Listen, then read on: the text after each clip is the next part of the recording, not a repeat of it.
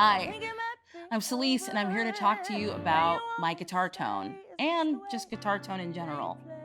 Now, when it comes to getting the perfect guitar tone, as far as I'm concerned, it's really about how you set your amp and the guitar that's going through that amp, right? So, starting at the amps, starting at noon with your EQ, with treble, if you've got like mids or middle and bass, is pretty great. And then you can kind of move to the left or to the right to taste.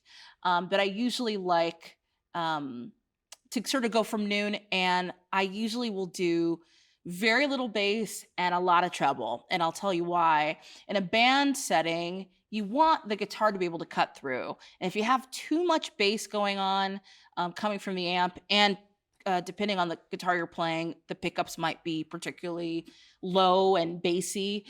You want to make sure that the sound can be as tight and razor sharp as possible. So I usually find having the bass down and the treble up is a really great thing for me, and making sure the tone comes through the mix. In terms of clean versus dirty, I kind of like both. I like something right in the middle where if you turn everything up, and if I've got everything at 10, 10, 10, I'm in the bridge pickup right now. If I play a chord, that's dirty, right? But if I turn the volume down just a little bit and I play a little softer,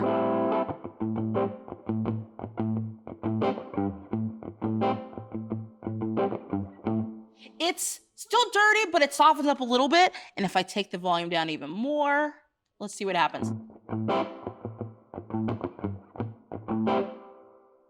Little more edge comes off if I take the volume down a little more.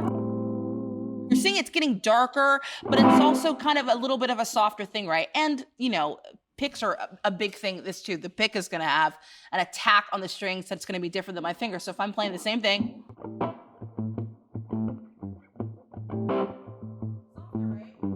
but I like to be able to have all of this room to where I can play things here.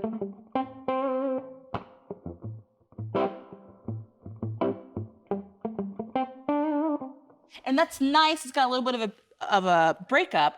But then if I want to wail, I can turn it all the way back up, play the same thing again.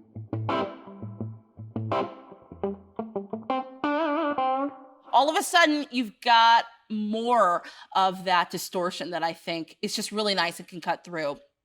Another thing I think that really started to change my tone and my ability to get more things going on is not only messing with the volume knob, but messing with that tone knob, right? So if I'm playing here,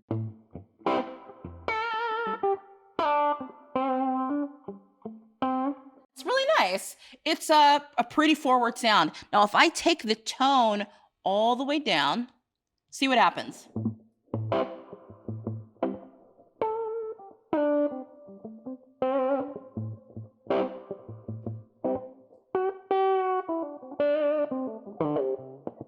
All of a sudden, there's this new tone. It's darker, it's kind of sexier, I think. And I think it was made most famous by Eric Clapton. They refer to it as his woman tone. And I am a woman and I use this tone, so I guess I agree. And that can happen literally with having your amp turned up all the way loud to get that breakup, or if you're using an overdrive pedal, overdrive, which is pushing the tubes in the amp to create distortion, you've got all your volume all the way up, and if you turn your tone all the way down, that's where you get that.